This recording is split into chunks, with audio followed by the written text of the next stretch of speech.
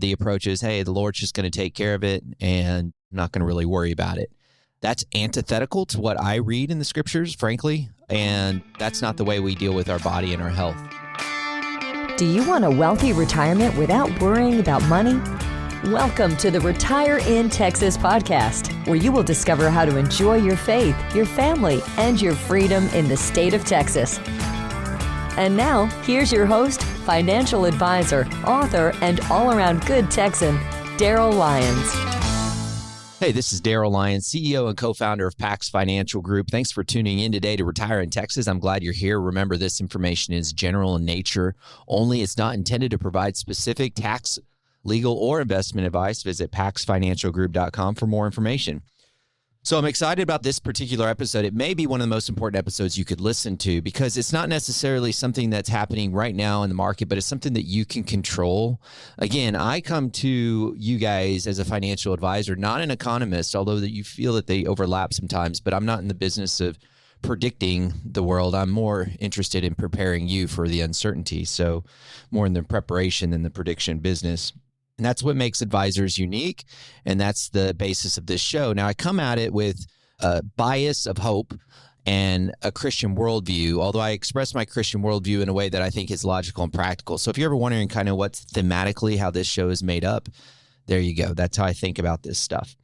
So this one's really important because this one you can control, and this is all about doing a financial checkup annually. I'm going to give you the construction of doing an annual checkup. We used to call it a financial review, but then we thought about it and cussed and fussed over the word review, financial review versus financial checkup, because a financial checkup better reflects the relationship that somebody has with their doctor, which means you should be doing a checkup every year. I know some of you guys don't, but you should. And that's the same thing as a financial checkup. And as an advisor, we just play the role of a thinking partner, having a lot of experience, talking with other people, having a point of reference, and then studying this stuff all the time. So doing it with somebody that's in the game all the time is helpful. But you just should do a checkup, a financial checkup every single year. Some Christians love them, but the approach is, hey, the Lord's just going to take care of it and I'm not going to really worry about it.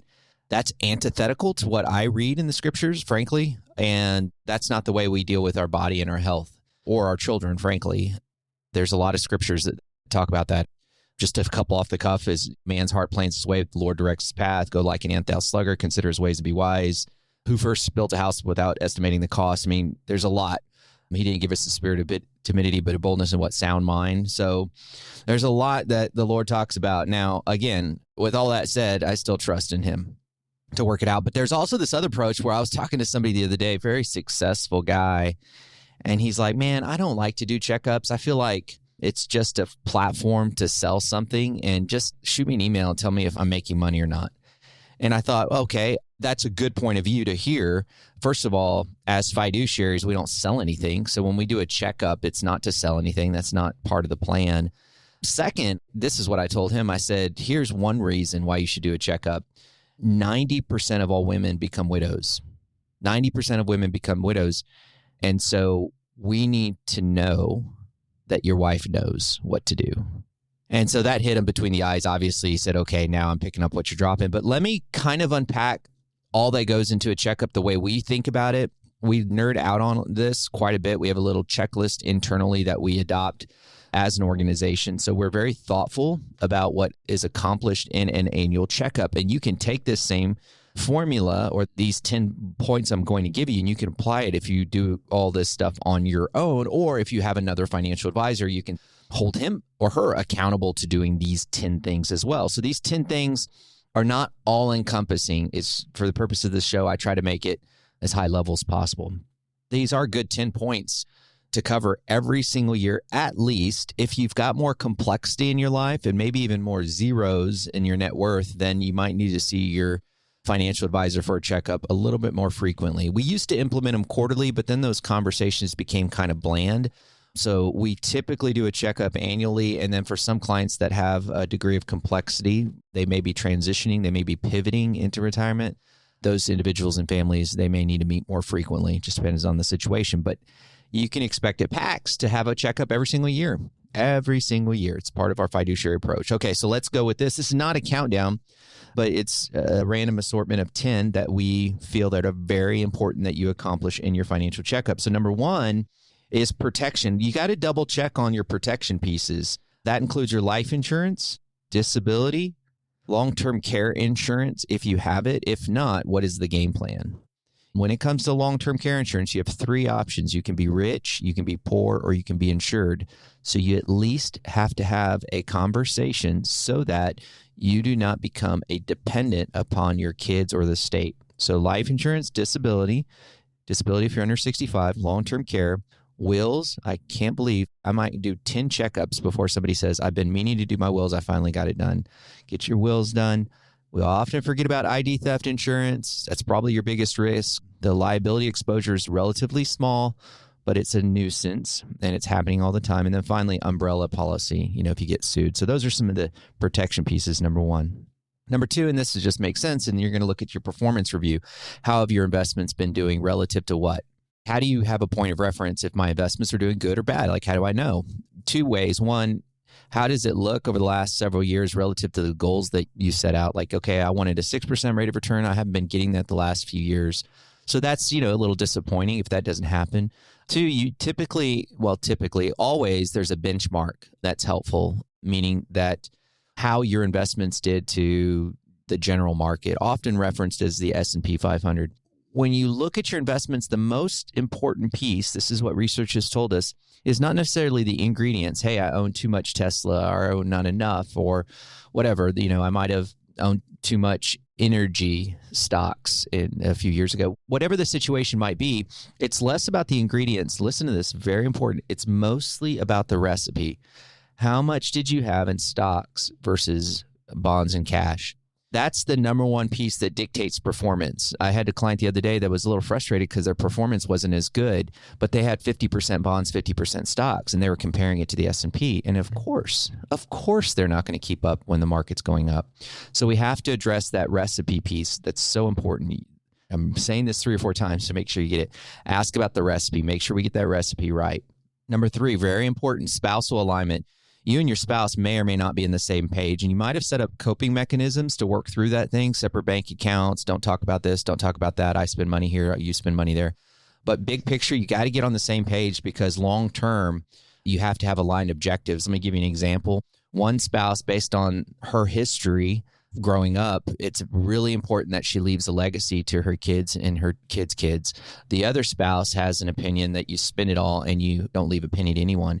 You got to get on the same page early in life. You have to make the plans accordingly and you have to save and invest accordingly. And so having a third party kind of unpack and walk through that to say, okay, what are the common objectives of both spouses is maybe, honestly, from where I sit, one of the most important jobs that we could have because, again, a lot of women become widows and I want to make sure that there's alignment and their voice is heard.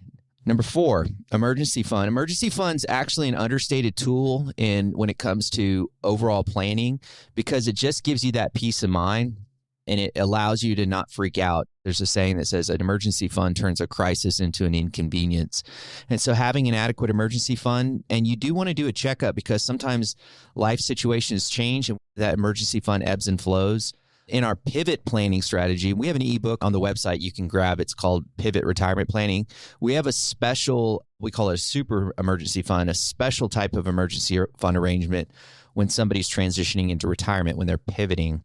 In that situation, we do want more emergency funds, and there's some specific strategies behind having that larger emergency fund, but we need to double check on that emergency fund. Number 5, we do need to check on your pivot date, the date that you're going to transition, the date you're going to retire. So that's part of the checkup. Are you making progress towards that? Do you need to save more? Do you need to be more aggressive? Or maybe you've already pivoted and we need to just double check. Are you taking too much in withdrawals? Do you need to take more? What about your required minimum distributions coming up? What kind of pressure is that going to put on your taxes? Maybe withdrawing too much in your required minimum distributions might cause you to pay more Medicare. So there's a lot of little things to think about when it comes to that pivot date and working through that. Number 6, debt. Did you acquire more debt? Are you paying it down? What are the interest rates on those debts? Oftentimes they can be ignored, especially with business owners because you get so distracted and there may be a line of credit sitting out there. And so we just have to check on that debt and be held accountable to paying that off. 7, oftentimes we forget about beneficiaries. Got to double check those beneficiaries on the account. If you've had a divorce, those beneficiaries definitely need to be updated. And then contingent beneficiaries as well. And that includes the investments, but life insurance and even 401ks and accounts that are held at other institutions that might be little accounts that you kind of forgot about. Those beneficiaries need to be updated as well. Number 8, we don't often do this, but a lot of people don't know. We do tax planning. We use artificial intelligence to take a look at your tax return and formulate strategies to reduce not just your current year taxable income, but your long-term lifetime taxable income. Now, there's so much to accomplish that if you're a client, you're like, hey, that's never been done for me before. It's the advisor's discretion on when to do that and when it's appropriate. And sometimes there's other priorities that are in front of that advisor and that client. But we do really, I think, good tax planning. And so grabbing your tax return and taking a look at that is important. Hopefully your advisor is playing a role there. Number 9, we're moving through this. This is great pace. I'm proud of myself. When I put this list together, I was like, there's no way I'm going to accomplish this in 15 to 20 minutes. And here we are. We're nailing it. So I'm actually patting myself on the back. I'm sorry if I'm talking fast. Maybe I'll slow it down just a notch. But I was afraid I wasn't going to cover all of this. Okay, so number 9, I put held away account. So sometimes when people do checkups, they think that the advisor is just looking at the stuff that's held within that institution that the advisor is associated with. But there are accounts held away from that institution, like 401ks or maybe even cash accounts. Maybe it's other assets like businesses or real estate. And having little conversations about that is important. I know not long ago, I was working with a client and we were looking at their real estate, and they were a good real estate person, but they never really understood if they were doing good or bad. And so we were able to crunch some numbers on whether or not they were doing good or bad. I actually talk about how to assess your real estate in my book, Small Business, Big Pressure, the first one that came out. There's a chapter in there on whether or not your real estate's doing good or not. And I use that formula just to help. Well, it was a game changer. That little conversation ended up her selling the house. She's like, it's not worth the mess. Really good to just have somebody, a kind of a thinking partner, a financial advisor, a fiduciary, look through accounts held outside. And then finally, this may be, right up there with the spousal alignment one that I talked about, looking at your net worth. Net worth is assets minus liabilities equals net worth. Looking at your net worth is very important because if you look over time, your investments may be volatile and maybe almost annoying to see the ups and downs. But what's interesting I've seen over time when I take a snapshot of people's net worth and seeing that grow and knowing that me as an advisor played a role in helping that net worth grow is really validating. And the net worth, although understand this, it doesn't become your identity. It never does, especially if you're a believer. But it does allow you a degree of a scorecard to know if you're making progress. And that includes owning assets that are growing, but also paying down liabilities along the way. So checking out your net worth and having a historical record of your net worth is really a really good idea when you're doing a checkup. So let me run down them one more time and then make sure that you adopt these on a go-forward basis. We're going to look at your protection, the performance, number 3, spousal alignment, 4, emergency fund, 5, the pivot date. How are you doing around that? 6, debt. 7, beneficiaries. 8, taxes. 9, held away assets. And 10, your net worth. So that's the framework. I know I'm missing a few peripheral things, but that's the framework of a good checkup. So the idea that the Lord will work it out, I am convinced that he will. But again, Scripture tells me that setting some time aside to think through this with the mind that he gave you, orchestrate a plan, and there's wisdom in the council of advisors, it just makes sense at least once a year at least, do a checkup with your advisor. Hopefully it's us. Make sure your advisor is a fiduciary. I think that's helpful. If it's not us, then take this content and use it to improve your checkup experience with your financial advisor. Hey, thanks again for tuning in. Appreciate you hanging through this content. And as always, I want to remind you, you think different when you think long-term. Have a great day.